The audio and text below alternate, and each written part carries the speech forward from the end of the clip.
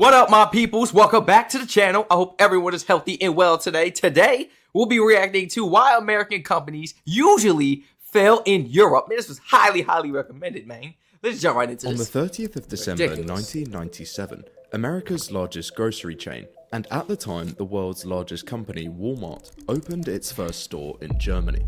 At the grand unveiling, the company spokesperson announced this as the first step to taking the continent. But just 9 years later, after expanding to 85... first step to taking the continent. Boy, they done packed you up and got you out of there so fast. I think Walmart was like one of the fastest failing companies in Germany, huh? What, they try to keep all the American policies and stuff. Hi, following you all around the store and everything. Man, if you don't get off my back, they must think I'm stealing. I got time for that. That's why they survive in Germany. You literally brought the whole American vibe to Germany. Them people wasn't feeling that. First step to taking the continent. But just 9 years later, after expanding to 85 stores across Germany, Walmart seized all its European operations, reporting losses of more than $1 billion. This was just one example of countless massive American companies who have tried to conquer Europe and failed. Staples tried in 1998, Home Depot in 2000. Staples tried in the UK? Man, this information must have been disclosed. Staples tried in 1990. Staples tried to disappear from the United Kingdom. Home Depot in 2001. Home Depot? Bro, what? And even now those stores is type weird though. Like if somebody walk in Home Depot, don't you think they got a plan about what they... If you walk into Home Depot, you got to be building something or buying something for the crib, or like you know what you going in there for. Nobody just go into Home Depot and browse around. If you window shopping at Home Depot, that's crazy. That's crazy. Take a walk on the beach or something. Like they following you around the store. Do you need help with anything? I know exactly why I'm here. Why are you here? Like, and that's a real job position too. Staples tried in like a floor assistant or something like Home that. Depot Man, in 2001, and even Best Buy in 2010. All of them failed. So what was it that they were doing wrong? After all, they came from the land of capitalism, had large budgets and enough experience to crush the competition. Yet almost 9 times out of 10, they failed. A retail giant is closing stores. Walmart plans to shut down 269 stores. Best Buy is laying off thousands of workers, even though sales there are soaring. In 2023. Well, okay, they like what you're offering. They like the product. They just don't like the people, man, because you got them sticking to that American protocol, that same old procedure. And it's mad creepy, by the way, US. I mean, y'all got to realize that. Nobody want to be followed around the store, constantly ask questions and this and that. Small talk is another thing at the registers. You got me. European customers spent more than $9 trillion, making the EU the second largest consumer market in the world, behind only the United States. To most people, this didn't really come as a surprise. After all, just like the US, multiple European countries rank among the wealthiest and most developed on the planet. Yup. And with similar populations and similar sized economies, you'd be forgiven for thinking Europe and America basically run the same ways. But in many ways, the two blocks couldn't be further apart. In 2023, about 700 million people lived in Europe, but only about 10% of them spoke English as their official language. Home to over 40 different languages, Europe is vastly different from the US. While something like language may seem trivial, this difference is just one of the many symptoms of something deeper. Something that explains why American companies struggle in Europe. In the 1960s, Dutch psychologist Gert Hofstede set out to answer a simple question. Why do people from different countries behave so differently? And by 1980, that work became known as Hofstede's Cultural Dimensions, a framework for understanding how culture shapes behavior, broken down into 6 key dimensions. One of these dimensions, uncertainty avoidance, measures how comfortable a society is with unpredictability. And this is where things start to go wrong for American retailers. You see, in the US, uncertainty avoidance gets a score of about 46. This means Americans are generally more relaxed about rules, comfortable with experimentation, and okay figuring things out as they go. American companies also tend to operate the same way. They test things, pivot quickly, and then adapt on the fly. Some European countries like the UK also fall into this category, but move a bit to the east and that picture changes fast. with countries like Germany scoring as high as 65, meaning they prefer things spelled out, standardized and formal. So I mean, a lot of countries do for real, man. They rather figure out most of the issues, or how perfect can we get this before we get this out, or start this and this and that. The U.S. they come up with that first thing they got and let's launch it. Anything goes wrong, oh well. I mean, like, screw the people, but at least we got money. We could do this and make some tweaks. No. Yeah, I mean, I understand where you're coming from. Facts. I see exactly what you're saying. 65, meaning they prefer things spelled out, standardized and formal. So when American companies show up with their "we'll figure it out as we go" approach, German consumers often find this disturbing. In 1997, you wanna go Walmart bankrupt. opened its first store in Germany, and just like its US locations, all employees were given the company handbook. It contained over 100 different rules, but in the culture section, there was one rule that took priority over everything else. Whenever a customer comes within 10 feet of you, you must look them in the eye, greet them, and ask them how you can help them. To Americans, this was considered good customer service. Nah. But to Germans, with their high uncertainty avoidance scores, I must not be from here then. I'm more likely to turn around and speak to you first and get off. Man, is this something I can help you with? Am I doing something wrong, or why you keep following me? I don't know if you need help. Now get out of my face. Like, it's been a couple times I've been followed all through them stores, bro. They out there literally harassing Strac. Like, what y'all want from me? Now I put all these items down and walk out right now. I'm not purchasing nothing now. And I put the items back too, because I'm not going back to the original items. shopping at Screw Walmart that. was a disaster. The friendliness felt fake. Fake. The small talk intrusive, and constant smiling unprofessional. Customers thought, Yeah. why is this stranger trying to talk to me? And in some cases, this friendliness was even misinterpreted as sexual advances. Yeah. Instead of building trust, it created discomfort. And finally, after 9 years of poor sales, Walmart had to pull out of Germany. 9? It took y'all 9 years to get out of there? Another one of Hofstede's dimensions, long-term orientation, Should've known. measures how First year. societies balance tradition with change. Here, the US scores relatively low, which means Americans would generally replace old methods of doing things for newer, more efficient ones, something American companies have always been used to. Countries like the UK and Germany, however, which score much higher, tend to value long-standing traditions, established norms, and gradual change. In other words, they don't switch to new ways of doing things just because they're more efficient. And that brings us to Best Buy. In 2010, the American retail giant tried bringing big box stores to the UK. Their pitch? Bulk shopping was way more efficient. In the UK, however, shopping in small quantities had always been the norm, and with their tendency to stick with things like they already used to, Best Buy felt unnecessary. And after years of barely any business, Best Buy had no choice but to pack up and leave. Time and time again, American companies have struggled in Europe, not because their business models are bad, but because they kept trying to sell the American way of doing things to people See? who don't really care for it. See? It simply didn't work. That didn't mean American success in Europe was entirely impossible. Once companies accepted that European consumer culture was fundamentally different, they stopped trying to copy and paste the American model, and started building Europe-specific playbooks instead, all in an effort to navigate those differences and cash in on the continent's vast consumer market.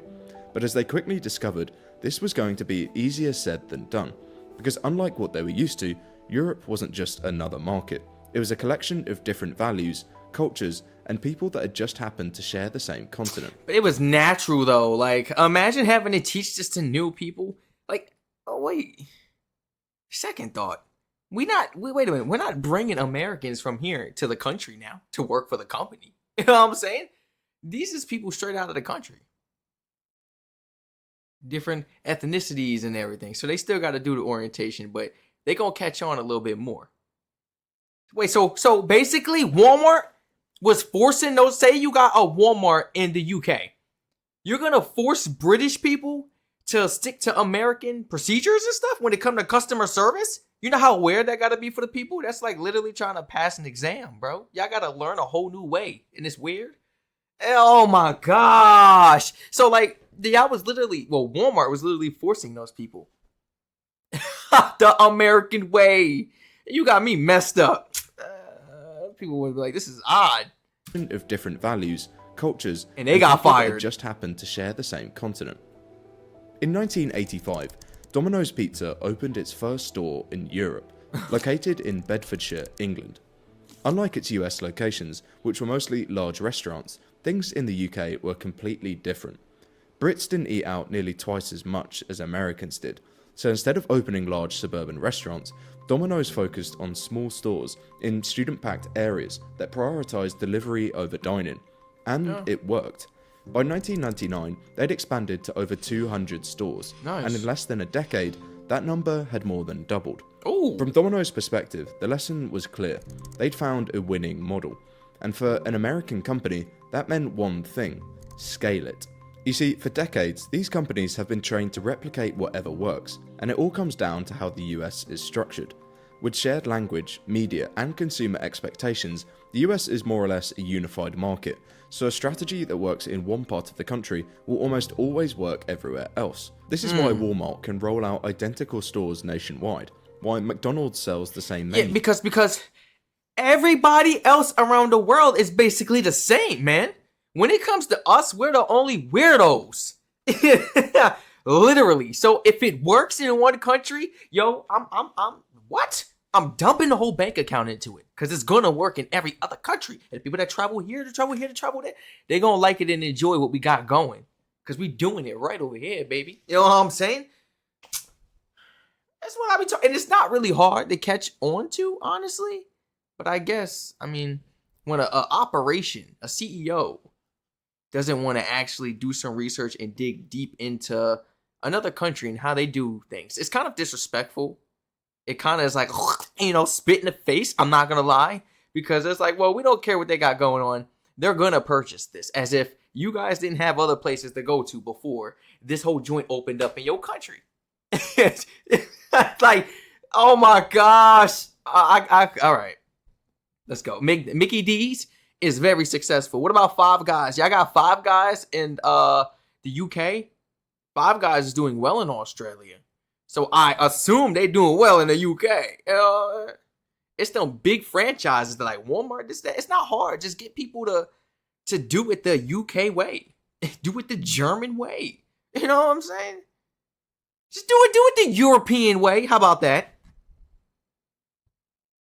It's so weird in the US, but it works here, I guess. This is why Walmart can roll out identical stores nationwide, why McDonald's sells the same menu in every state, and why Coca-Cola can use the same marketing campaign from California to Virginia. So when Domino's executives saw their delivery-first strategy take off in the UK, expanding it across Europe didn't feel risky, but instead like the next logical step. By 2012, they'd expanded to Germany, Switzerland, and Liechtenstein, and for a moment, it seemed like they'd cracked the code. Up until it didn't. No! Domino's Pizza is to close down all its stores in Italy. Shut down all of its locations in Italy. Domino What? has reportedly closed its last branch. Wait a minute. You tried to open a Domino's in Italy? Have you lost your mind? Shut down all of its locations in Italy. I was rooting for Domino's. I thought they was doing good. You were succeeding. You had over a 500.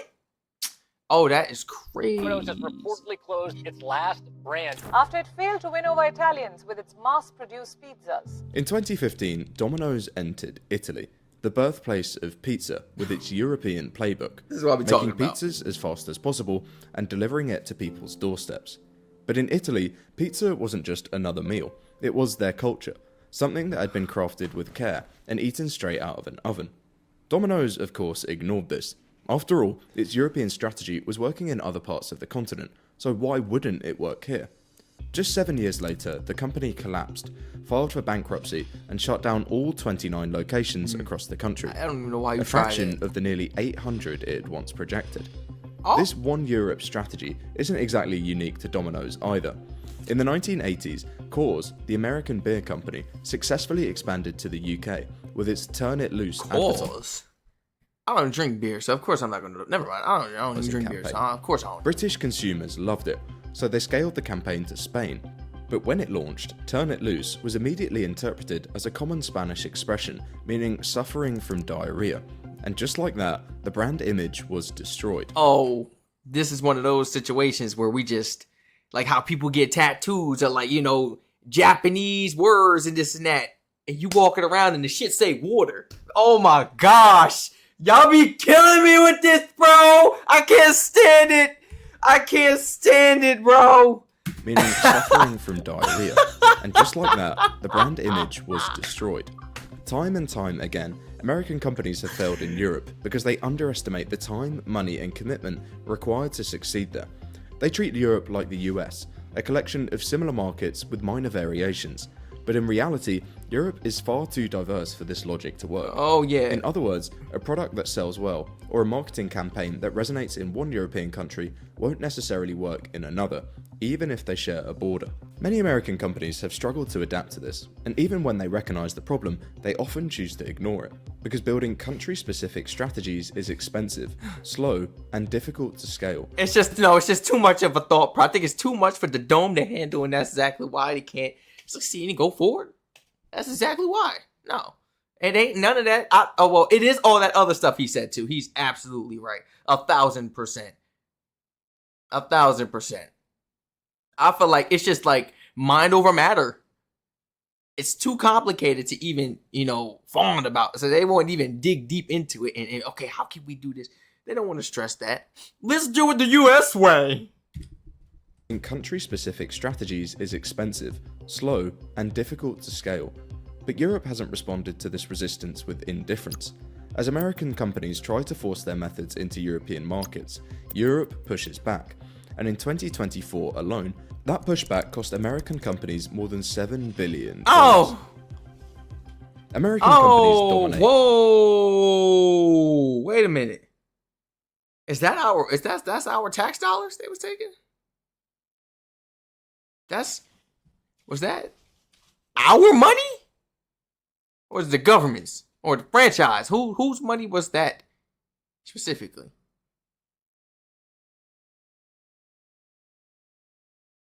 Globally, but fail in Europe, and it's not just because of cultural misunderstandings or bad strategies. It's that their entire business models are built around a version of capitalism that just doesn't exist there. In the US, capitalism has always been straightforward.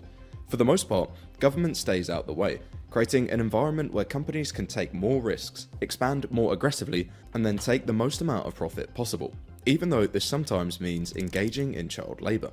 In Europe, however, things are a little bit different. Capitalism does still exist, but the government steps in to balance growth against other priorities like worker protections, consumer rights, fair competition, and environmental standards.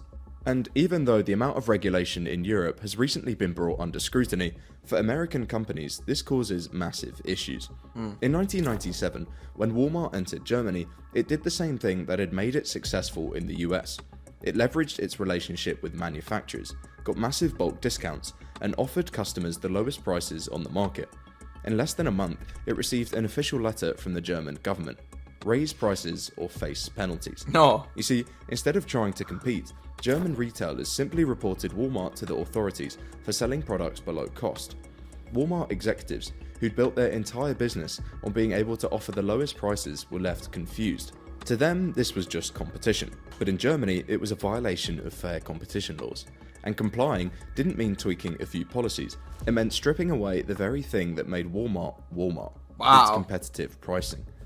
After 9 years of struggling, it sold off all its stores, exiting with nearly $1 billion in losses. For decades, American companies have built their entire business models without strict regulations, controlling what they can and can't do. This has led to a situation whereby when said regulations are introduced, their entire business model falls apart. With labour laws that protect employees, Amazon can't cycle through workers to maintain a consistently motivated workforce like it does in the US. And with privacy laws that protect people's data, Meta can't bombard Europeans with targeted ads, its main revenue source. And with competition laws that protect smaller businesses, Walmart can't operate efficiently in Europe. And it's not just that these regulations exist, it's that they're actually enforced, something American companies are all but used to. In 2023 alone, Meta was fined over $1 billion for violating privacy laws. Apple, $500 million for anti-competitive practices. Yeah. I'm gonna give it a buck. We've been on to Apple for so long. I've been catching on to Apple. As a matter of fact, didn't I just get like 2 notifications the other day? Something from Apple. I ain't gonna dig too deep. And I'm like, whoa.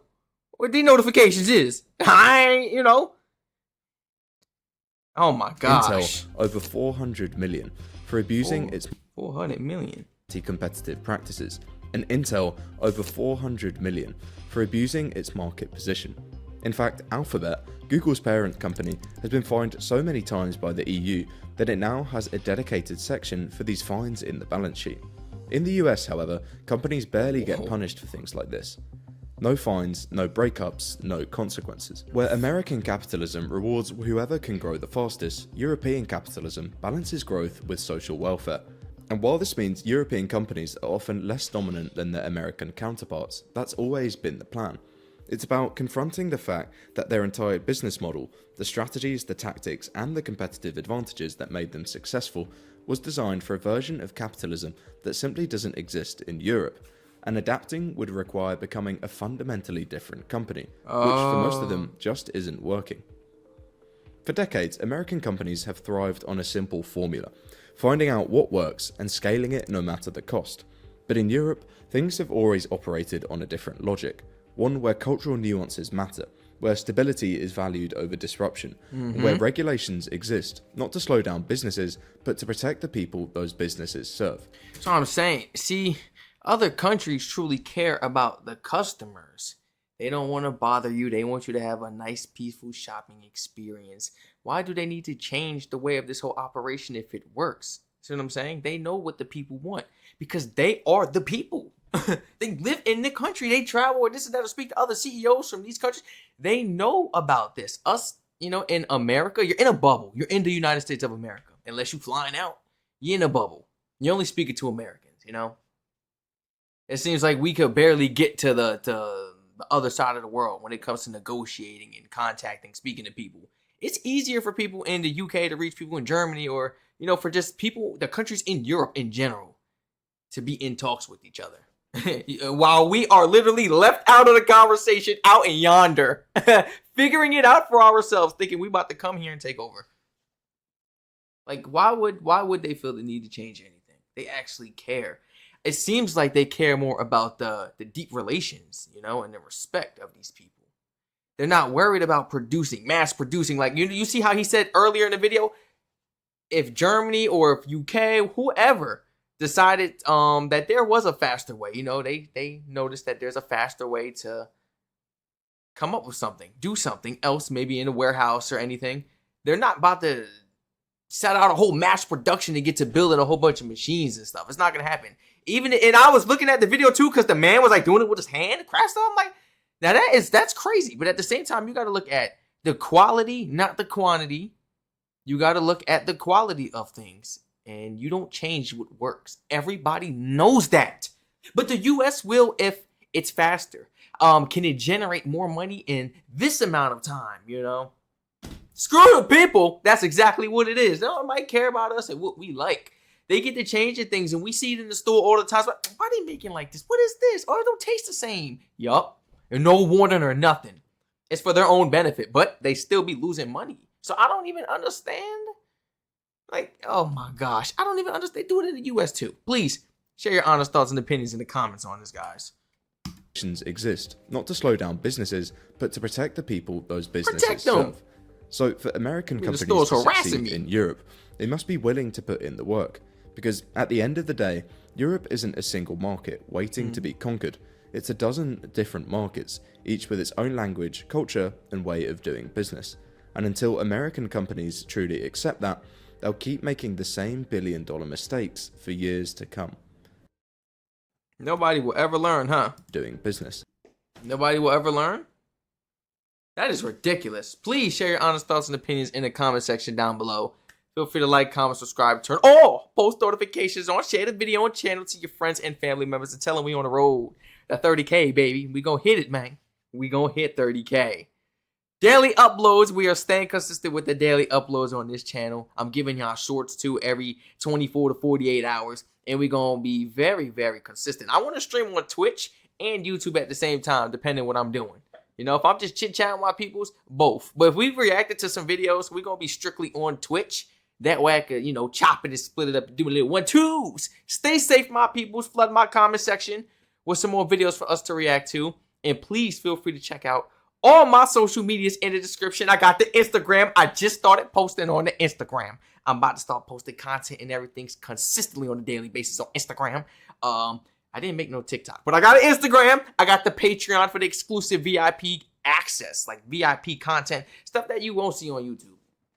Straight up, you know, UK videos, series, TV shows, comedy clips, anything, even like research videos that we do, you know, from scratch. You will see it all on the Patreon before I post it on YouTube. And sometimes you won't see it on YouTube. So please feel free to check it out. There's options to pay for it separately or to do a membership. I believe I have the free option as well. I believe it's still up. It's a free option. Try it for a couple days. See how you like it. You know what I'm saying? I'm not trying to dig all in your pockets now. That's not fair. It give you a free trial now. Feel free to subscribe to all my other YouTube channels in the description down below. Stay safe. I hope to catch you all in the next reaction video. I love y'all. And let me know, what would you do? What would you focus on if you was like the head CEO or you work with one of these franchises and you was like, okay, we're expanding to another country. What are some of the things you would focus on? Feel free to include anything you feel wasn't included in this video. And maybe something underrated. Let us know. Let us know.